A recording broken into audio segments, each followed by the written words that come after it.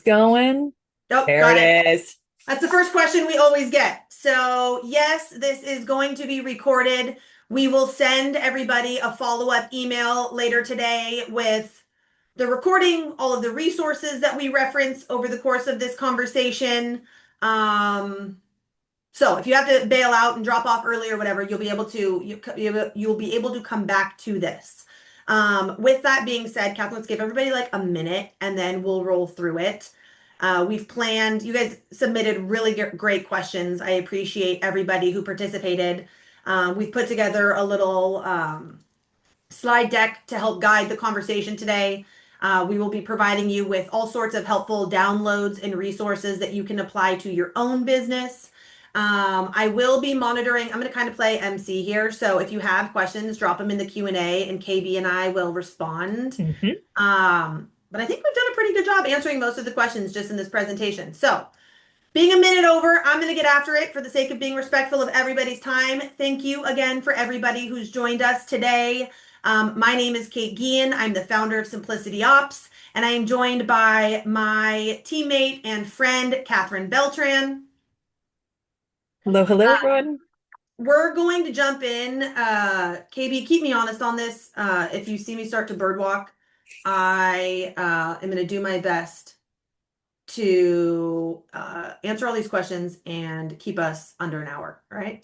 Sounds like a plan. And again, as we start to see things, if there's some things that we're going to address, I might just put in there like a, hey, we're going to hit this in like 5 minutes. But if there's something that I know, I'll just definitely try to keep up and type in some answers as well. Awesome. So, based on the questions that everybody submitted, there are some very common themes here. So, I put together kind of an agenda for the conversation. First is data organization. Everybody has heard about the importance of data organization. So, how do you tackle that? We will address that. How do we get more out of Wealthbox? How do we truly leverage all of the functionality in Wealthbox? You know, we like to call this the operational hub and leveraging the CRM to be the true hub of our business. We will talk you through that. Lots of questions about using technology to deliver a proactive client service experience. We'll take you through how to do that. Everybody's favorite topic, workflows. How do we use workflows? What are some examples of workflows? How can we get more out of the workflow functionality? We will address all of that. And then a lot of questions around integrating technology and automation, AI note takers, calendaring software. So we will talk about all of that. All right. So without further ado, let's get after it.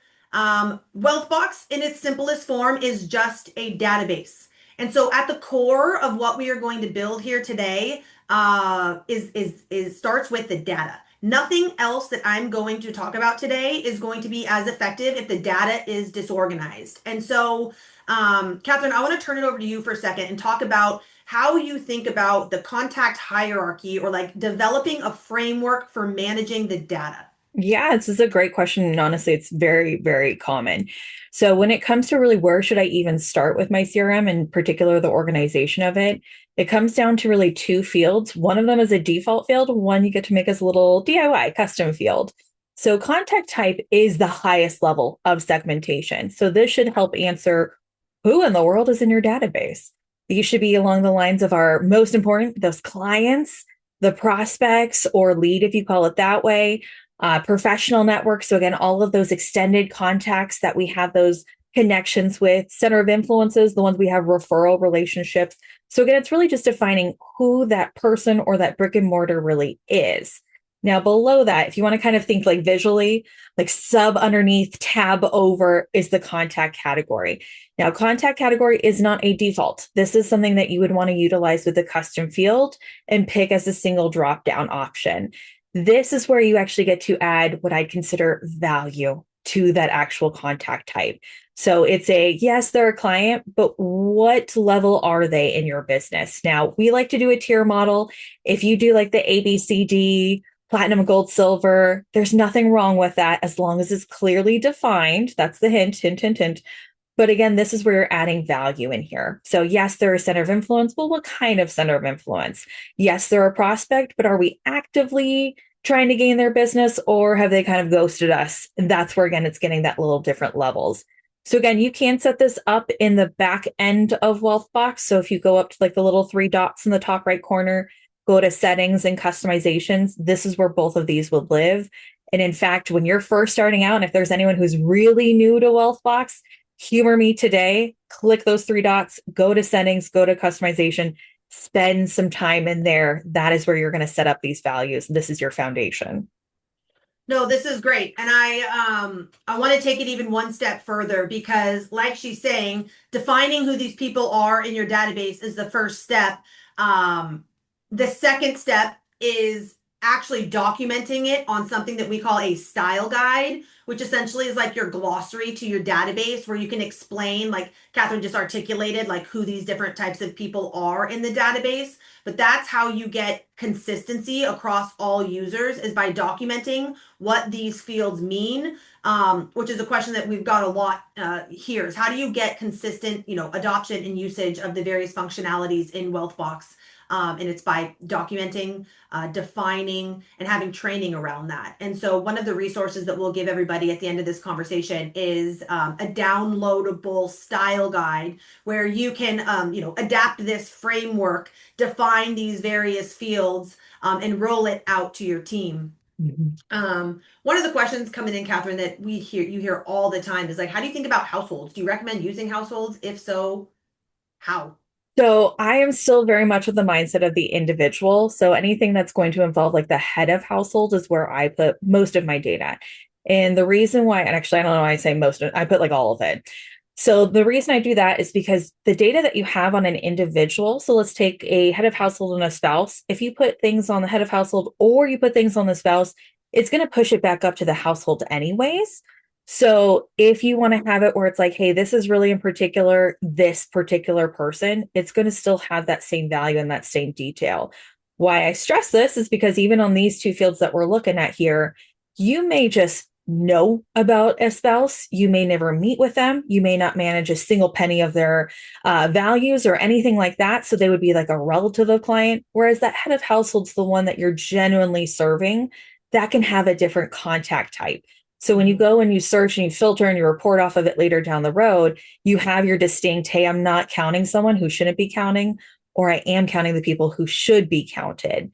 So it helps on that level. The other thing to also keep in mind is that when you are really working in here, the households themselves actually can't have a contact type. So you can add a category and that's all fine and dandy. But if you're looking at a household, you can't flag it with the contact type of a client. So it's just easier. Keep it on the individual. And that goes for pretty much like everything. I like to store it on the head of household, unless this is always the exception. I guarantee this is going to apply to someone. If you have clients, they're married, but everything is separated. They don't come to the meetings together. They don't talk about their finances at all to each other. They're married in the literal sense, but you can store each information as it's needed. Great explanation. One other piece that I want to recommend here, and this comes up, everybody gets really excited to start the new year, with a clean slate. This is a great place to start is, building the framework, documenting it on the style guide, and then actually applying it to your database is really simple in Wealthbox. You can actually create an export of your contacts, document, how they need to be, labeled or organized, and then you can upload it back into Wealthbox. So that's another download that we'll give everybody today is the Wealthbox friendly version of the upload that you can use to scrub your contacts to get the new year started on the right foot. Okay, you knew somebody was going to ask this question. What about tags? And do tags roll up to the household record? Tags, as far as I know, do not roll up to it. That is the one thing. Think more of like the activity stream as what would be shared amongst on the household. But to me, tags are really specific. They're helping you group contacts that have something in common together.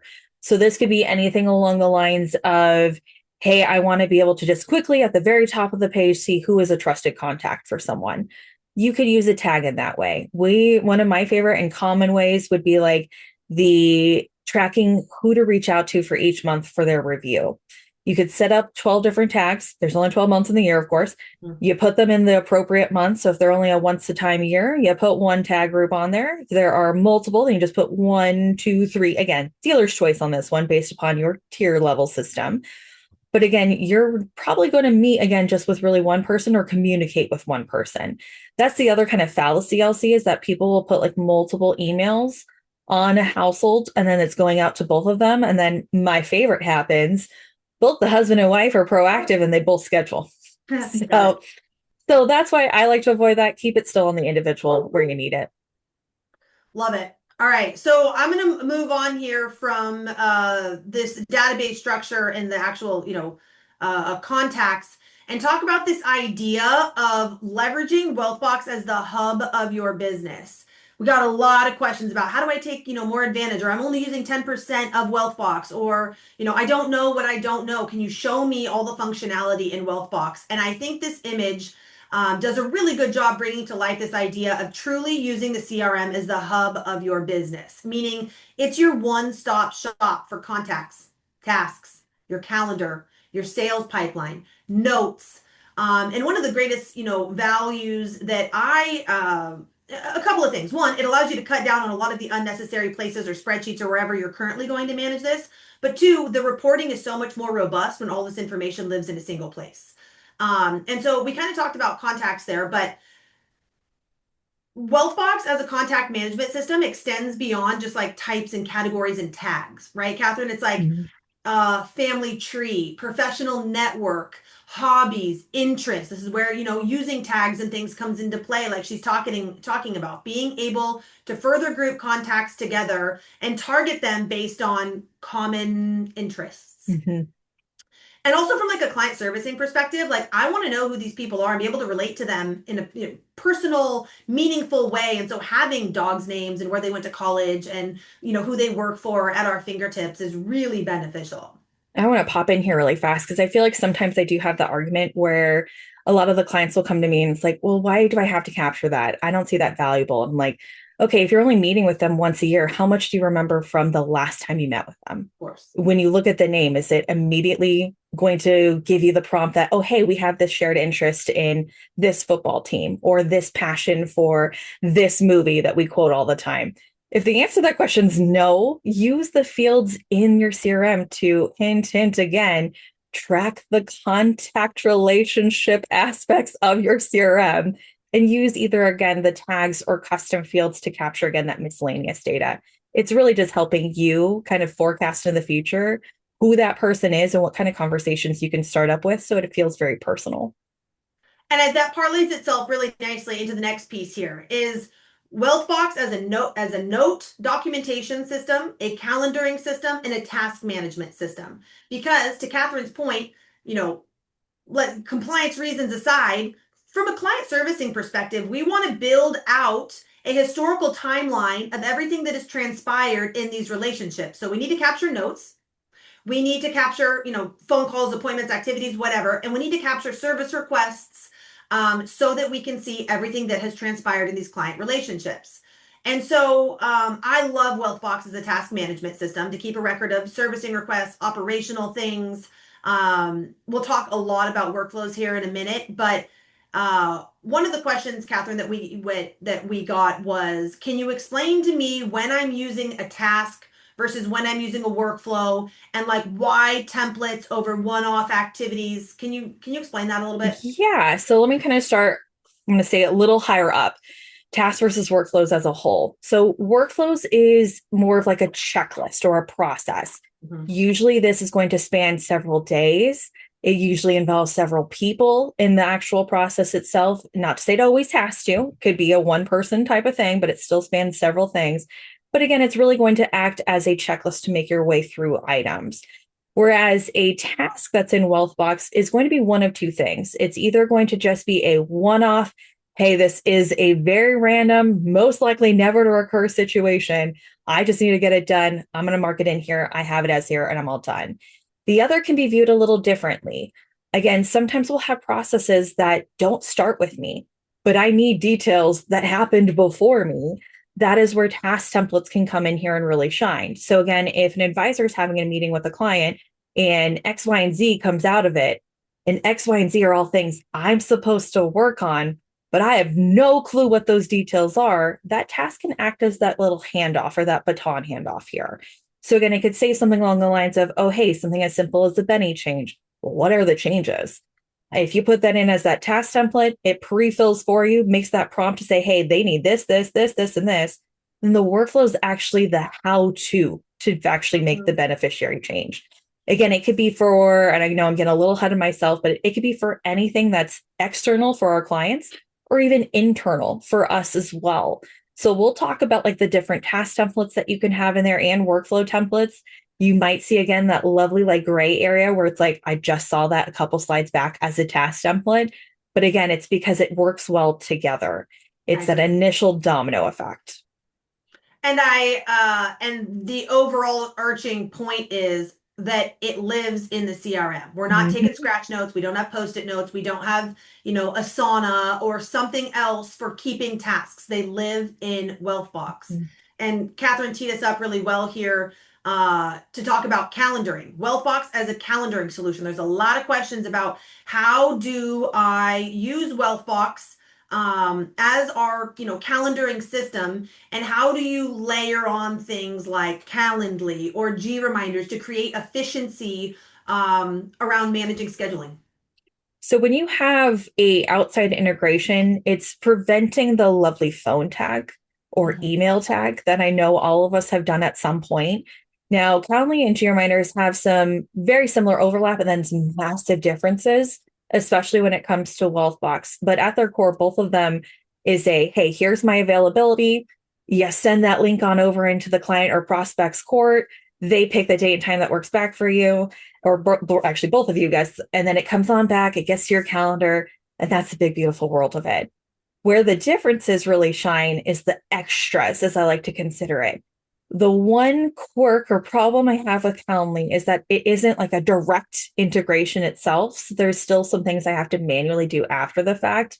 And I know cue everyone, and whenever I hear the word manual, it's just like, oh God, you want me to do extra work? And it's like, no, I don't. That's where GeoMinders comes in. So if you want to have workflows that help guide you through the process of every time you have a discovery call or every time you have a review, here's what needs to happen. GeoMinders has that ability to launch those workflows.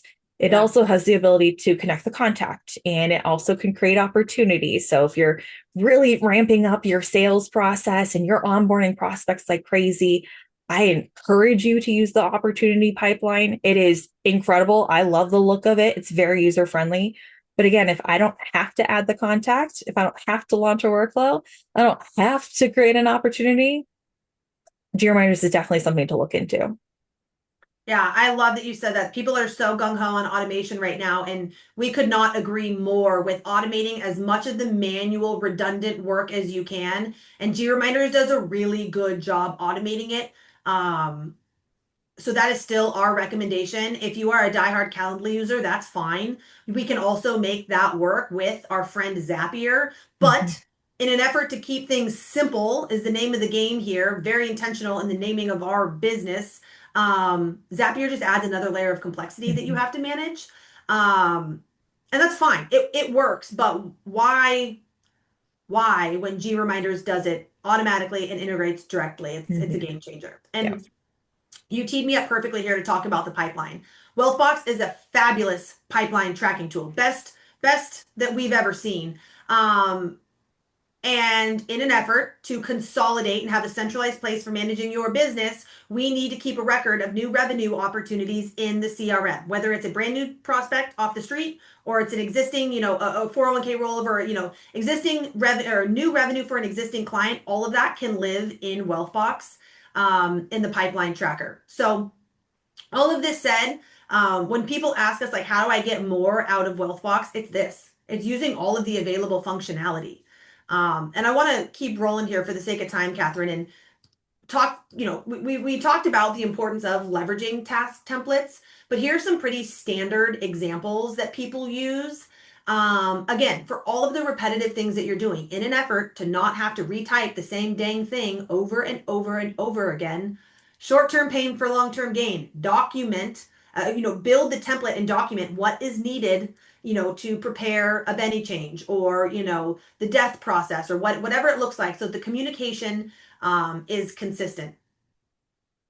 And that leads very nicely into email templates. Catherine and I were talking about earlier. This is something we very much, practice what we preach.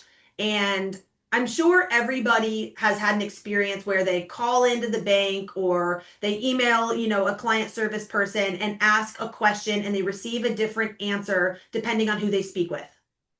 This is why we are such fans of templates. We're not trying to create robots. We're trying to create a consistent experience. And having a consistent communication style not only gives your employees and your team members the confidence to be able to communicate with confidence, that the ripple down effect is, your clients feel that level of confidence, and they are more confident in your service. They are more trusting because they know they're going to get a consistent explanation and a consistent experience across the entire organization. And so, how do you, Catherine, leverage the email template capabilities in Wealthbox to create that level of consistency? Yeah, so depending again on what the email is, you can send it from an individual email or in bulk. But the one thing I did want to touch on as well is the biggest area where I've seen this have the biggest impact on immediately is when you have a new hire join your Mm, team. great. And they're not floundering going, okay, what's the tone that this company uses? What in the world am I supposed to be doing here? And depending again on the level of knowledge that that person has, they may start to question, like, what in the heck is the delivery meeting? Like, what does that? So this helps cut that down as well. It gives a little bit less anxiety. They have that expectation to come in here. But if you set up these email templates, they can be utilized by anyone. You can use what's considered like the mail merge field. So you can have it populate using the contact's first name or their nickname. That's my go-to one. And again, it's just the whole point is to, again, one, to Kate's point, keep it consistent, but two, it cuts down on time. If you have to redraft the same email over and over and over again, I guarantee you it's going to get old fast if it hasn't already. So if you put these into your system, you can utilize it for, again, like I said, on an individual level on their record, or in bulk if it's that time of the month for you to schedule everyone in bulk. Now, the one caveat I will say, and I just like to always preface this, I never want to leave anyone, down a path where they're going to be disappointed. Wealthbox did release a function to have the emails basically being sent without leaving the workflows. It does not at the moment have the capability of actually using the email template. So I know I've had a couple of clients use like a workaround where instead of you using that particular one, it's saying like, hey, use this email template. And if you're on the contact record, then you still have that function. But just wanted to throw that out there. I am hoping that is something that can change here soon. Crossing my fingers. I put in that request, but we never know when that's going to happen. But at least in other areas, like I said, don't reinvent the wheel where you don't have to. No, and I like what you said about it saving time. Not only is it creating consistency internally, but it's going to save you time, because if you're like me, the amount of time that I spend looking through my outbox to find the best email, the last best email I wrote explaining whatever, just document it, Yep. centralize it in your CRM so it's easily deployable. Yep. And while we're on the topic of consistency, this is a very hot topic, and questions that we receive from all of you guys about, like, how do I get the team to use things consistently? How do I use Wealthbox as a tool for creating a consistent client service experience? And this is how you do that. So, we believe that excellent customer service is proactive, it's highly personalized. And in order to be able to do that at scale, we need to leverage technology to be able to do it consistently. And so the way you start that process is by identifying who it is that you serve, the services you provide, and thinking through what you want this to feel like. And so Catherine was kind of explaining, we have segmented our clients, on a tiered structure, tier 1, 2, 3, 4. And we qualify them based on something I took from Michael Kitces years ago, the 3 A's: AUM, advocacy, and attitude. And depending on the type of business that you're running, if you've got multiple lines of revenue, you could look at it as like revenue, advocacy, and attitude. But the point is that we are using both a monetary and emotional component in qualifying these relationships, because it's not just a black and white like AUM or revenue number, because you might have somebody that's under that $500,000 threshold that's a killer referral source. So we want to give them the tier one Ritz-Carlton service experience, even though they don't meet that minimum $1 million minimum. So it's important that you really spend some time thinking through what do you want this to feel like to be one of your clients, and then defining it and breaking it down on something as simple as this. And a lot of advisors that I talk to, it kind of goes a couple different ways. Either it's all up here and they know and they can articulate very clearly what they want it to feel like, but it's never been documented, or it has been documented, but essentially it's just a pipe dream until there's something actionable to follow to make sure this stuff actually happens. And so, my question to you, Catherine, once I have documented what I want the service experience to look like and feel like, I want to use Wealthbox as the vehicle for making it happen. And so, how do I set up like a recurrent schedule to make sure I'm meeting with people annually? And you kind of touched on it earlier. How can I leverage templates to make sure the communication is standardized? How can I do this without reinventing the stinking wheel every single time I need to execute? I did, and it actually is almost perfectly segueing into a question that I have from an anonymous person. So I'm going to kind of toggle this together. I started typing up a novel in typical me fashion, but we'll answer this live. So the way that you use this is if we're defining tier ones are supposed to have two in-person or Zooms, tier twos have one in-person. That is again where I like to use that the tags of January review, February review, March review, so on and so forth. And in my tier ones, they should have two of those tags. Now, am I going to put everyone in January and in June? No, not unless you're doing some surge approach. You should have it kind of scattered, spread the love throughout the year. So that way you're not overwhelming one month over another. But again, you should have it based on the system. So again, tier ones and ours should have two. Tier two should have at least one. And then tier three should also have one. Our tier fours can be a little bit more reactive. This might be something along the lines of maybe different services that you provide. But again, the whole point is you start off with those tags. Now, Kate, if you don't mind, I'm going to, again, kind of answer this question from our anonymous. And the question for the group here is what's the best way to track those client meeting frequencies? So that's the tag portion. For example, is there a report or something we can run that can identify clients we have only met with once that we would like to meet with biannually? So again, if you are going the route of putting in your actual annual review meetings as an event on your calendar, use that event category of like client review or strategy meeting, whatever you call it, because then that is what's going to help you with the reporting. If you're seeing a tier two or tier one person who's supposed to be coming in twice a year, here we are in October, and we've only met with them once, that's where you're going to see only one line of that row, immediate red flag. Let me get them on my books ASAP. If for whatever reason, I'm going to cover my butt here, you're not putting them in as an event and you're putting in, I will die on this hill, you're putting in your post-meeting notes into your system, use a note tag that has that annual review. Again, same end result. You're going to run a report off of it with that particular note tag. And again, if you're only seeing someone who should be twice and they're only seeing it as once, again, that's the red flag. So you are going to have to use a little bit of Excel work out of it. You pull that report. I won't go down that rabbit hole, but if you at least have the tags, that's what's supposed to keep you accountable. So that way you don't end up looking at that report and going, they were supposed to come in July. Why didn't they? The tags are preventing that. So No, I know I it's a think this very is a long-winded good. answer there. It segues nicely into, so now that I've got them in tags, okay, how can I create efficiency around actually scheduling? Is this when you use email templates and G reminders? Oh, goodness. Yes, I would encourage this. So you actually, again, kind of have two approaches here. If we are dying on the hill of Calendly and we want to use that, perfectly fine. Use that link, put that into an email template, build Got that it. email template in Wealthbox, pull your list. So it's a little late here, but I would have scheduled for November here.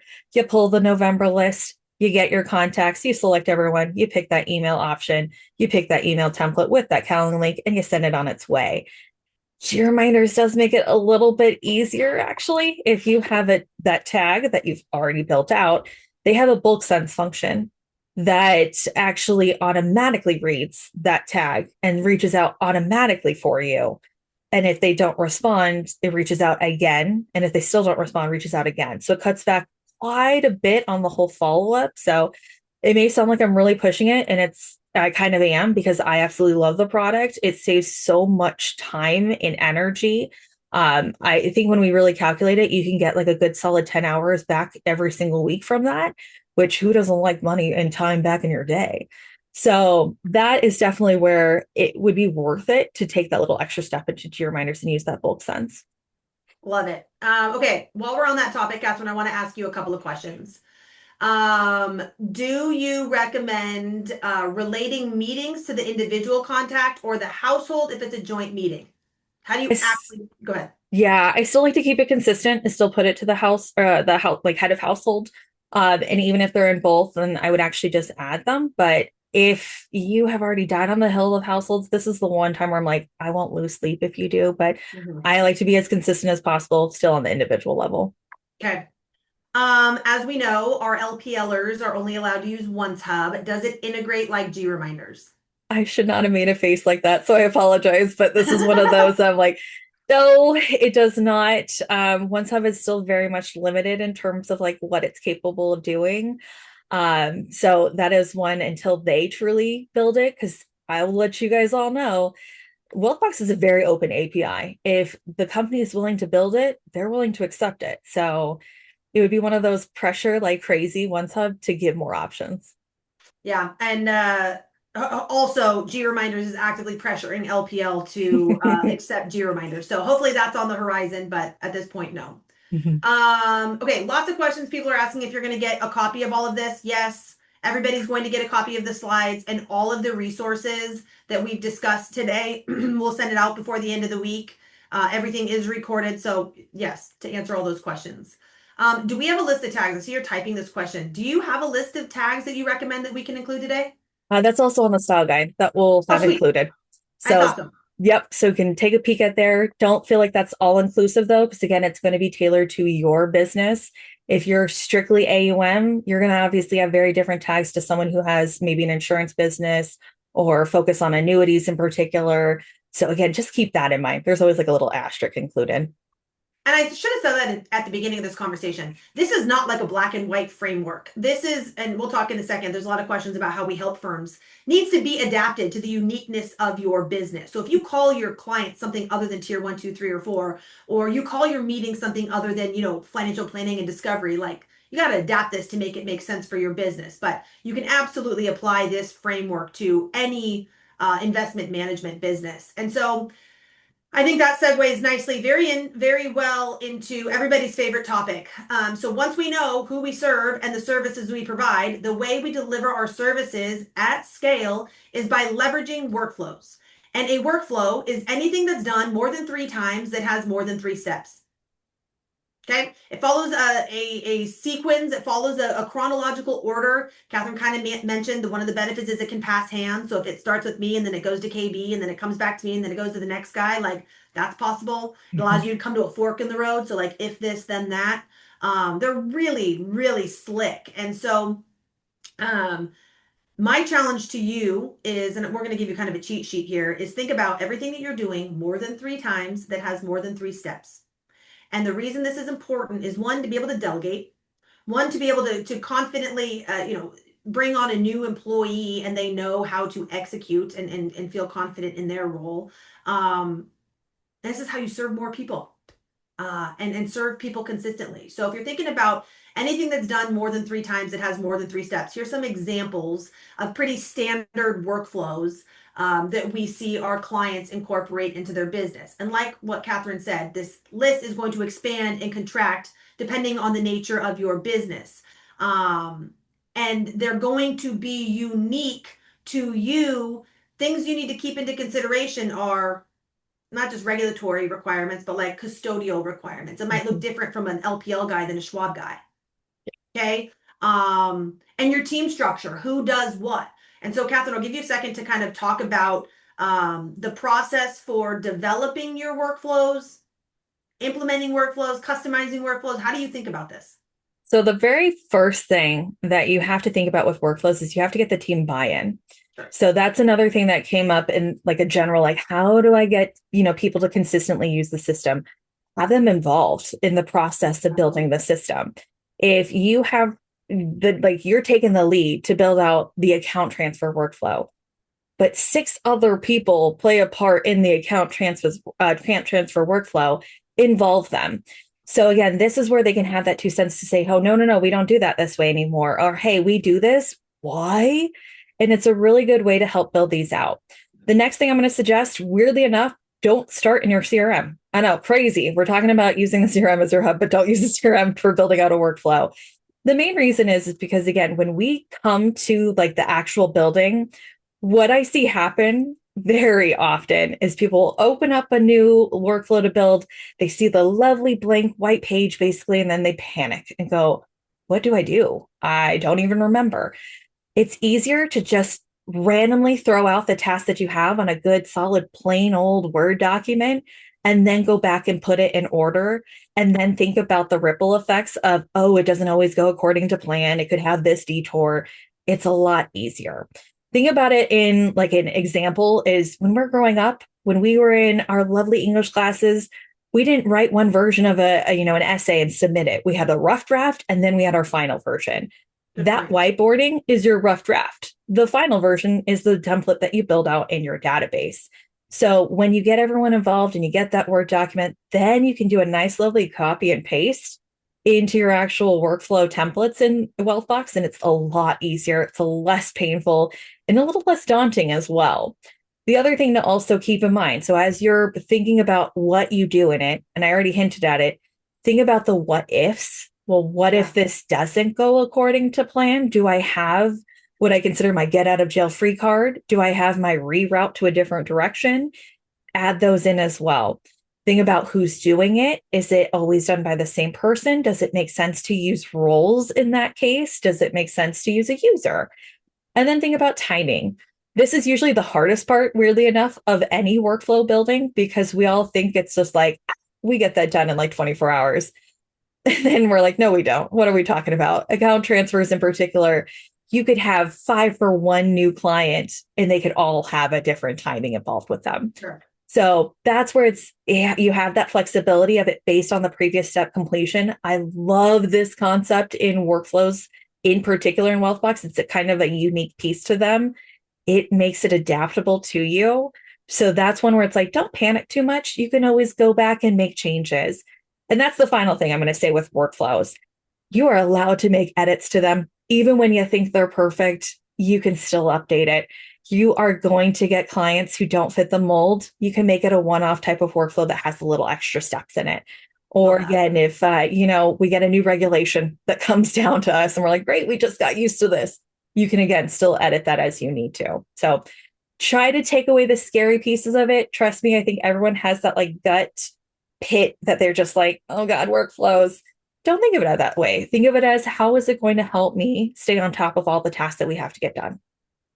It's just a checklist. No, I like that. And we'll talk about the maintenance of workflows in the Mhm. next, not in 2 slides from now. But you teed us up nicely to talk about another highly repeatable process, and that is your new client like prospecting journey. Someone calls in and says, hey, I've heard really good things, would like to get some time on your calendar. You have some sort of qualifying phone call. And it's one of the questions we get here a lot is like, should I use one long onboarding workflow or do I break it up into individual meetings? And Catherine and I have done this now, I think 170 something times. One long workflow doesn't work. Especially a couple of reasons. One, it doesn't allow for the flexibility that these people deserve going through this process because not everybody follows this perfectly. And you make your life an absolute nightmare by documenting one long linear workflow when in fact people jump forward, they come back, they branch off. You've got to allow for some flexibility here. Also, I 10 out of 10 recommend leveraging an online calendaring tool to create automation around this process. And so in order to use a tool in combination with Wealthbox, you need to have an individual calendar link for each different type of meeting that you have. So when I send you the intro call calendar link, it shows you my availability for that specific type of call that now links to my calendar link, adds the new contact in the database and automatically fires off this meeting workflow, which essentially is like a checklist or a standard operating procedure articulating how we execute on that specific type of call. Okay. And so there's so many reasons why to break out this workflow into individual meetings, but this is generally the flow. Some sort of qualifying phone call, some sort of discovery process. Maybe you do planning, you get buying signs, they're all in.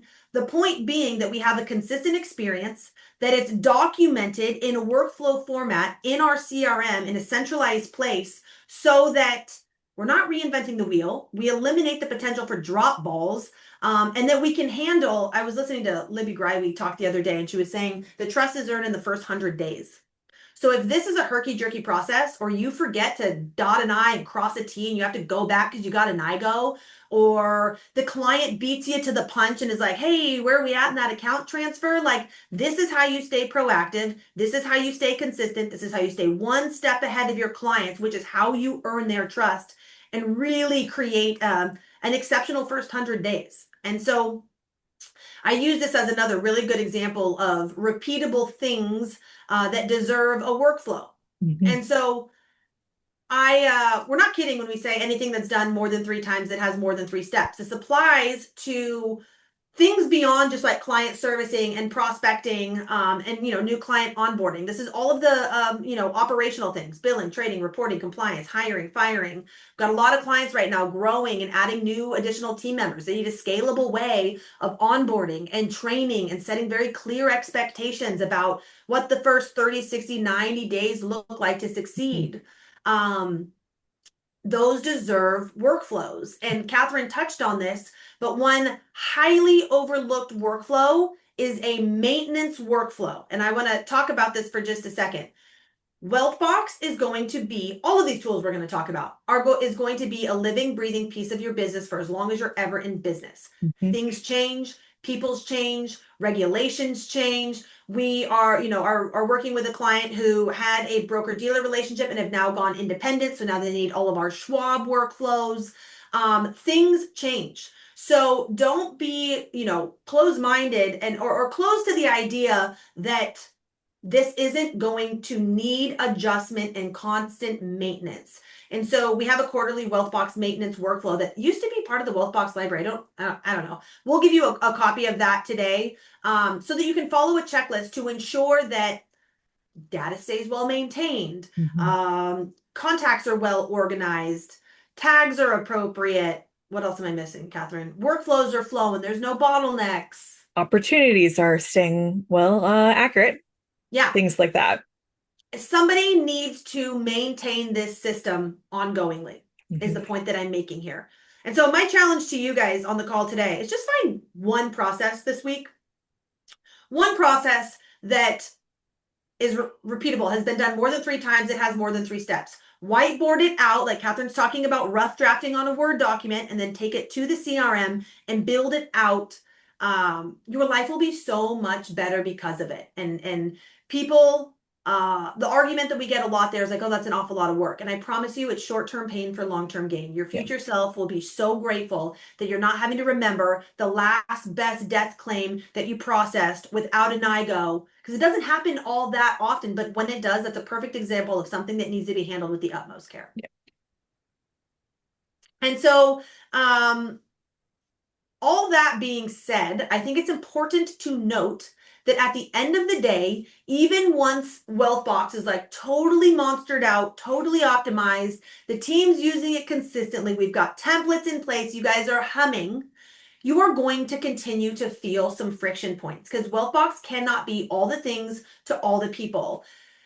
And some of the common pain points that we hear from advisors is, I mean, Catherine, data gathering and form filling sucks. Scheduling is still really manual. What do we, taking notes, compliance documentation, piecing out activities, automation. How do I stay proactive and not reactive? How do I eliminate fire drills? And so, Catherine, I want to turn this over to you for a second to talk about the importance of leveraging additional technology in combination with the CRM, how these things integrate, how they create efficiency, and what is your perspective on using the Wealthbox native tool versus Jump or FinMate or an external tool? Yeah, so I'll kind of start a little bit towards the top there because you had Probably the most common thing I've heard, at least in the last like 5 weeks. It's like a recurring someone's going to ask me. And at this point, I chuckle a little. I'm like, okay, it's not an if, it's a when with Mhm. form filling. So again, depending on like what you're trying to achieve, Precise IP is a solid tool. But even something along the lines like Kate and I were talking earlier, if you're using Schwab, there's the advisor setup that's going to pull in Yeah. things along the lines of like the contact information. So first name, last name, middle name, nickname, suffix, primary emails, date of birth, social security numbers, phone numbers, address, company, occupation. I think I'm missing one of those, but even that alone, I am like winded saying all of that. So I can only imagine having to type that. Anyone who knows that for me, I'm like, oh God, I don't want to do that again. And I'm sure you've got someone on your team, if they're not listening in on this call alone, that's like, oh my gosh, yes, I spend so much time having my CRM open over here and having this over here and literally typing or copying and pasting. Right. There are tools out there. Determine if there's one that's a direct or one that would be like a bridge. So again, I know like Precise IP is there, Schwab's out there. There's many out there. Find your niche. I guarantee you there is one. When it comes to again the scheduling software, there's always again some that we hit a little speed bump, like Kate mentioned earlier with LPL. We hit some walls. I'm hoping that those walls be scalable a little bit sooner for G reminders. But when it comes to again making things even at its core easier, Calendly still saves you time. Again, the phone calls are so much fun. The email tags are just so much fun. No, no one wakes up and goes, okay, following up with this client again, following up with that prospect again. That whole point is to help streamline that process. That is where I have seen so many hours go back into an admin or an assistant's lives. They literally, every time we roll this out, they come back at me and go, girl, I saved literally 7 hours this week alone, and my sanity is so much better. My energy is better. Everything's just better. I'm like, yes, that's what it's supposed to do. Note taker. I will say we went to a conference a couple weeks ago and I was kind of like note taker AI'd out. Mhm. Every time I turned a corner, I felt like there was a new one. And at the core, they all do the same thing. They're all basically taking a nice, lovely summary of your conversations. They're giving you a post summary. Most of them will have where you can auto draft an email. Most are going to give you pretty accurate post tasks that are supposed to get done. Some are a little bit better than others. But my thoughts are Wealthbox has taken this step to build this out. And my main reason why I would just use it that way myself, and again, I've tested out many, is because one, you are always going to have some API bridge to anything that's outside of the system.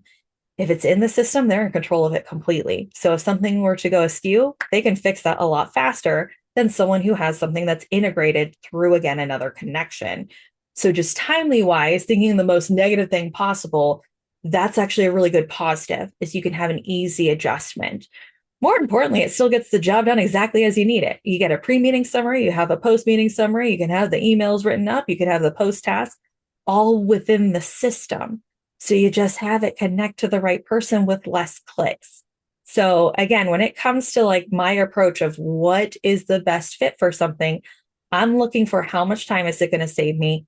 How many clicks is it actually going to take? And ultimately, how efficient is it going to be in the long run? And my thoughts are I feel like that note taker, you're going to have the best route with it because it's embedded into the system. It's one less system to have to use. Yeah. It's a no-brainer to me. Mm-hmm. I mean, I know everyone loves just having a million things in their tech stack. Like it's just what they look forward to, right? No, no, keep it again. It's in our name. Keep it Keep it simple. simple. Agreed. Um, Mm. One of the questions, so okay, one question that we get here a lot is automation. And so we talked about how you can use G reminders to automate scheduling, creating new contacts, adding opportunities, linking your calendar, yada, yada, yada. For those, so you see we've got Zapier on here. We like Zapier. It's a very cool tool to take the automation capability in Wealthbox to the next level. But the reason why this is at the bottom and on the last slide is it's not effective until you get the rest of this stuff dialed in and in place. Don't go to Zapier first. You need to get your data in organized. You need to get your workflows in place. You need to get the team humming. You need to have a service model in place. And then we can start to automate, some of the various things in Wealthbox with Zapier. We are fans of Zapier, but that is not step one, Catherine, right? Step 21. Yeah, that's much further down the road. And I get it. It's one of those like, I want things and I want them now. And trust me, I think everyone looks at Zapier and expects that. Sometimes when you get a little too premature, though, you end up causing more problems. And I've seen that often when it comes to setting up those automations with Zapier. So Love it's it. not a no, don't use it. It's a don't use it first. Use it Okay. down the road. No, I think this is really helpful. I see you typing the answer there. If you have multiple custodians, what is the best practice? Do you have workflows for each specific custodian? And I'll say my perspective, and you can argue with me, Catherine. Sure. I like to keep it simple, as few workflows as possible. And so with the capabilities of like having outcomes, if this, then that, I would try to use one workflow to kill all the birds with one stone. Knowing that if it's Schwab versus Fidelity, or that you can use outcomes. But as much as you can use a single workflow to tackle the same problem, I use one workflow. Where I'm going to contradict myself is if you also have a tax practice, or you also have an annuity or insurance side of your business. If the steps are different enough to warrant having two separate workflows, I'm okay with that. If you try to create one workflow first and you recognize that it's just too different, that having two makes sense. I actually won't argue with that. I would try to keep it in one workflow as much as possible as Okay. well. It where it could differ would be again if it's a different type of product. Oh, there you If go. That's a good differentiator. that is where I'd say it's different. So again, I have a group that I'm working with right now. They have AUM business and annuity business. While there's some overlap, there's massive differences. Got it. That's where we justify the difference. No, this is great. And because we've got, 10 minutes left, I want to be respectful of everybody's time. And just let you know again, all of this will be given to you before the end of the week. This is exactly what we do and how we help. We are here to be resources for all of you guys. I started this business because I was in your shoes trying to puzzle piece all of this together, and it was very hard. So we have put together a bunch of free resources. We have a community, ways to keep in touch. Um, we are here to support you. So if you'd like to talk about your specific business, you're welcome to book a call and talk with us. We will put together, an analysis and assessment for you and create a plan of action to help you get to where you want to go. We are here to be supportive. So don't feel like you're going at this alone. I will open it up for the last couple minutes of questions here. You guys are awesome. Thank you for being so generous. You are so welcome. We are here to help. We have been in your shoes and know what it's like, and just want to be a resource.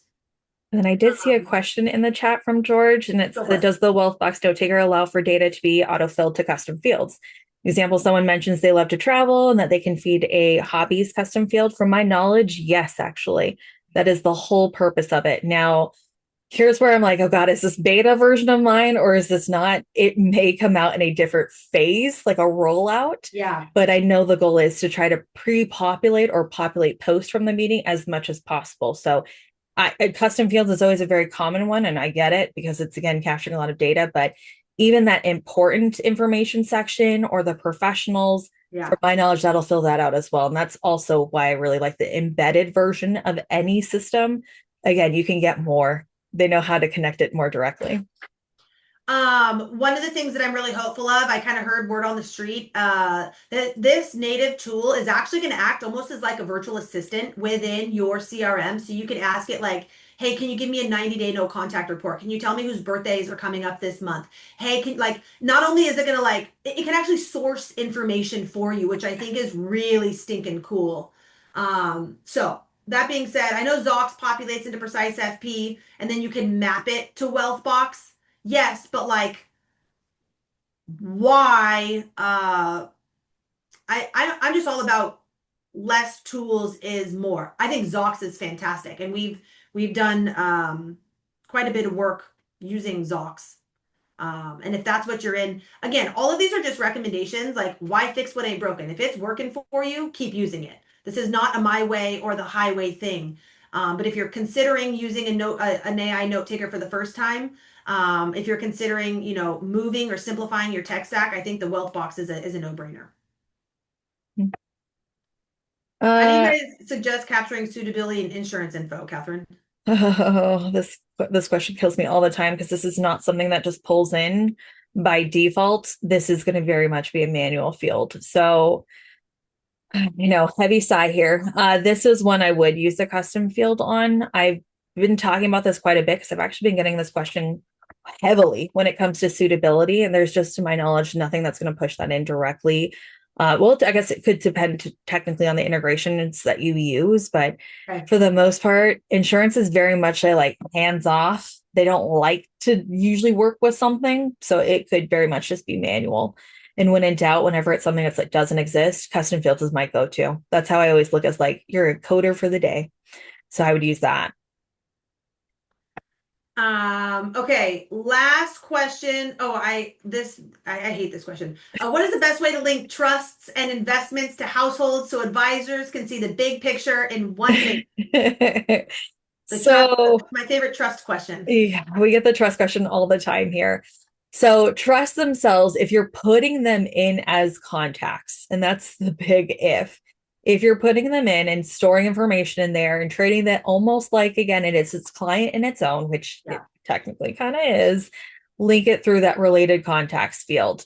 If it's not, and you're just like, I don't want to put it in there, but I want the account data in there, then this could be again a bigger conversation of you kind of manually pushing this in as that data. Same can be said for investments, although investments I'm going to have like kind of an asterisk with. If you can get your accounts to feed through, please do. Don't manually enter in accounts if you don't have to. So that could be just one big thing. But yeah, trust is always a fun one. I get a mixed bag of I want to put it as an individual contact in here. I don't want to put it in as an individual. I don't die on a hill of either. It really just depends on your business and what's going to be the easiest to use. Rebecca had a really good recommendation here. They actually, so in Mhm. Precise FP, you can create custom templates, and they've created a custom template that captures the suitability information and pushes it into Wealthbox with Precise FP. As that That's custom a field. Yep. great argument for leveraging Precise FP. One of the things we kind of glossed over, Catherine, but I think it's important to note here. Precise FP is also a fabulous way to keep the data in Wealthbox accurate. So think about like going Mhm. to the dentist or the doctor and they hand you the iPad and they ask if anything has changed and you say yes, no, yes, no, yes, no. That can actually feed into Wealthbox to update email addresses or contact information or whatever it might be. So that Wealthbox can truly be your source of truth for managing your clients' information. I think that's another really good Mhm. use case. Thank you for Yeah. sharing, Rebecca.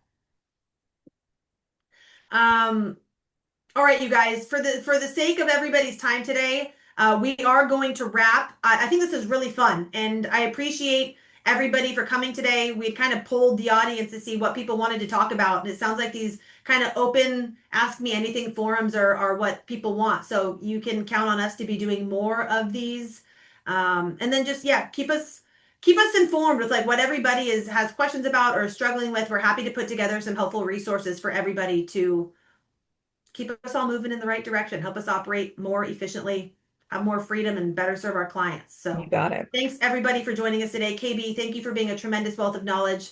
It is a pleasure, as always, to get to partner with you on things like this. Looking forward to Always a keeping in touch blast. with everybody. Thank you, everyone. See y'all.